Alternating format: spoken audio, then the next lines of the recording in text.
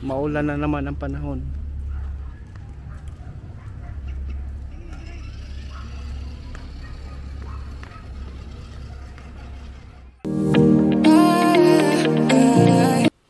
Hello, magandang buhay! So yan, kahit parang uulan na, si Bella nagyayaya pa din lumabas. Kasi na-miss niya yung motor niya. Matagal na din kasing hindi naka-charge yan, buti gumagana pa. Tuwing hapon kasi lumalabas talaga si Bella. Minsan hindi rin makalabas dahil palaging maulan sa hapon. Nung naghahanap pa lang kami ng bahay 5 years ago, nagustuhan talaga namin yung lugar na to dahil maaliwalas ang paligid. Tapos overlooking pa siya sa Metro Manila. Malayo sa polusyon. May fresh pa na hangin na nalalanghap mo. Maganda maglakad-lakad at magbike tuwing hapon.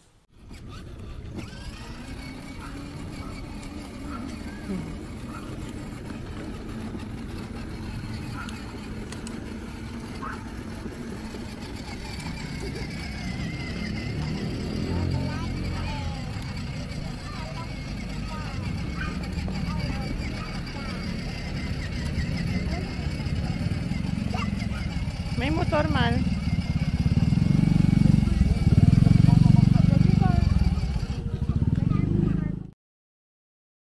Napansin nyo, madami din mga nag-aalaga ng aso dito. Kaya dapat pag lumabas ka kasama yung alaga mo, kailangan may dala kang dustpan o kaya plastic kasi kailangan mo damputin yung pupo nila. Kundi bukas nasa group chat ka na, may magre-report na sa'yo. Kapag hindi mo dinampot yung pupo nila. Pero okay lang din naman kasi dapat maging responsible owner din tayo para maging malinis yung paligid.